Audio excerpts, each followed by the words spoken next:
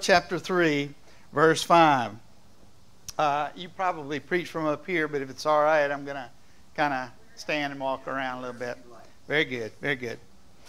All right, while you're turning there, I want to share with you what I'm going to be speaking about today and this evening and through Wednesday night. I'm going to follow an outline basically that goes like this: the mountain, the crisis, the journey, and the destination. Now, the Bible is, yes, meant to be understood in its parts because God inspired individuals through the Holy Spirit to deliver His Word through those individuals. We have 66 books of the Bible. But there are themes that run throughout the Bible that are helpful to recognize, not just to bring it all together in an understanding, but to see how it is that God works in our lives in order to call us to Himself and to the purpose for which He's created us. We get off base a little bit sometimes. We don't look at blessing but a particular way, and we leave out the other ways that God intends for us to understand blessing. We don't understand purpose, but sometimes in a particular way when God sees it much broader. For example, we think that the things that we do now are leading toward something that God is going to do that's going to fulfill the purpose for which He's created us, when in reality it might be that the thing that God has purposed you for is the here and now, and the here and now is determined whether you're fulfilling your purpose simply by this word, obedience. Are you obedient to God? So what we see as a process toward a goal, God perhaps sees as the goal itself. When we start thinking ways differently than what our human minds cause us to do in terms of interaction about what relationships we have with each other, when we see in a larger sense the relationship that God has called us to, we begin to see the connecting points and see that there are things that God has orchestrated for us to be a part of, but it's the here and now that we must give ourselves to in order to be obedient to Him and in order to be faithful to His calling and not get in the way of what God intends. However, if we do get in the way, not only does He offer us forgiveness, but God has a way of weaving into His plan our detours along the way. Now, that's not an excuse to detour. It is, however, a calling that we must set our minds on. And the only way we can do that is empty us of ourselves. That's not proper. Empty individually ourselves of ourself. And then allow God through His Spirit to fill every part and every room of our existence to do those things in us that He desires to do. So the mountain is a place of vision. It's a place we desire to be, but the mountain is not always a comfortable place where there's celebration, because if you're not obedient to God, then the mountain is rather frustrating.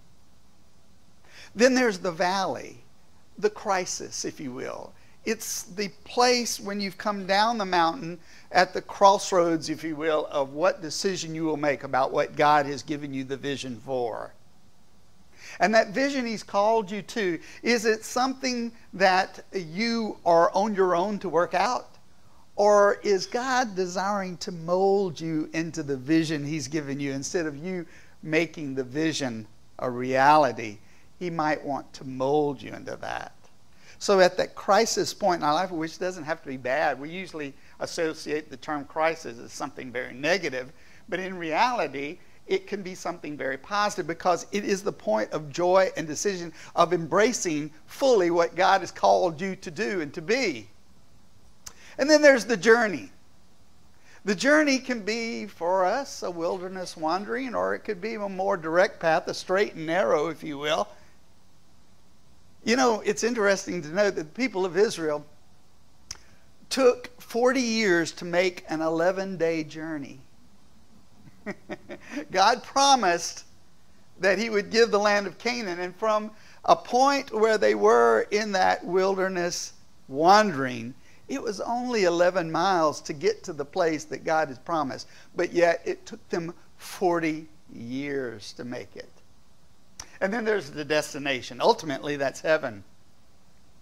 But there are other, if you will, substations along the way, staging areas where God recalls or recounts the vision that he gave you on the mountain in order for you to continue leading those that you're sharing the gospel with to the ultimate destination. So there are many destinations, if you will, along the way. Many, M-I-N-I and M-A-N-Y, many as well, destinations along the way. But there's the ultimate destination of the kingdom of heaven. So I want to look there at Joshua chapter 3, and I'm going to start, sometimes, I don't know, I've never been a person that liked to read very much, but I always like to sneak a peek at the end to see where it's going.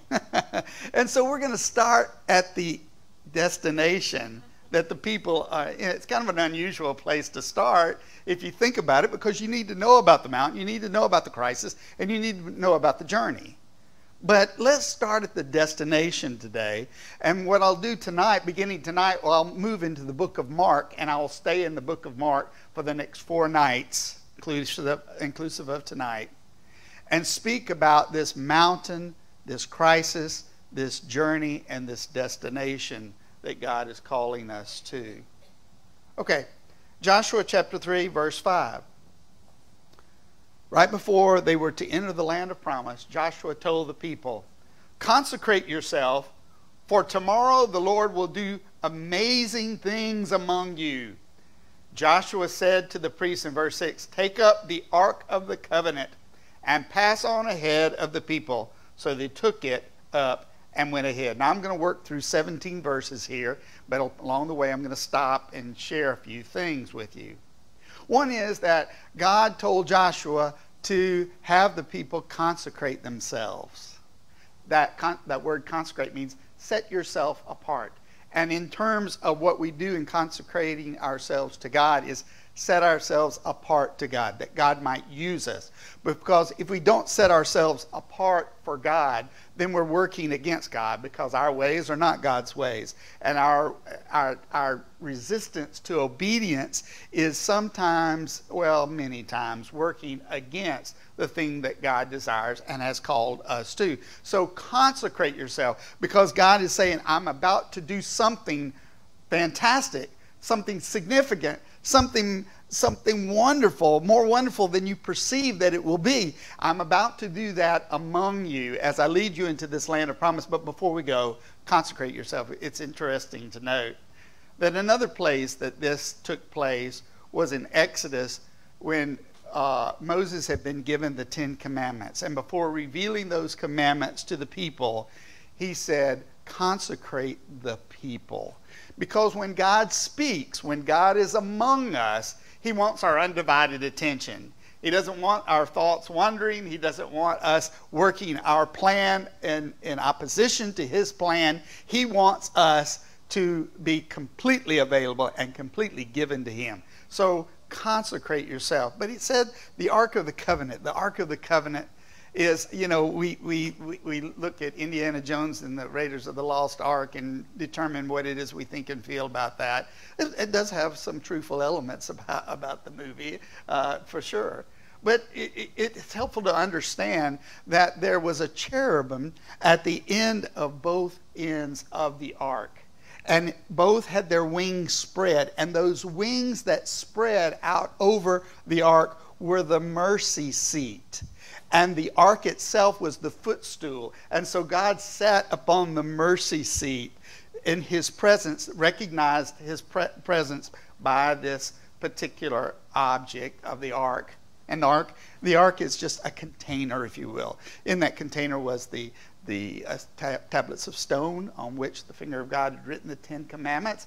The rod of Aaron that budded was inside of the Ark of the Covenant. So this understanding of the Ark of the Covenant as being significant. By the way, it had rings on each side of the Ark that a pole could be placed inside of, and the priest alone could carry the Ark.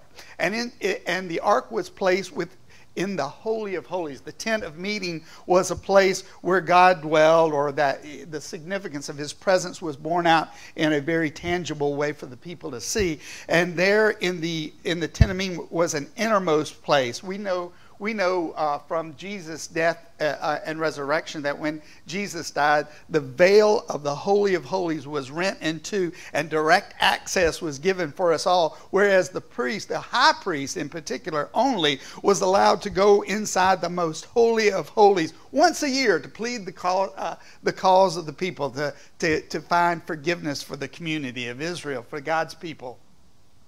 And so the poles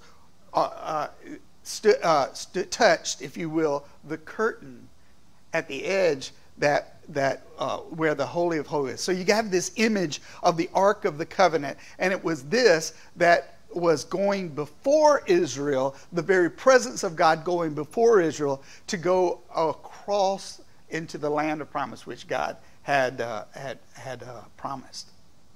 Verse 7. And the Lord said to Joshua, "Today I will begin to exalt you in the eyes of all Israel." Very interesting words there. I will begin to exalt you in the eyes of all Israel, so they may know that I am with you, as I was with Moses. Verse 8.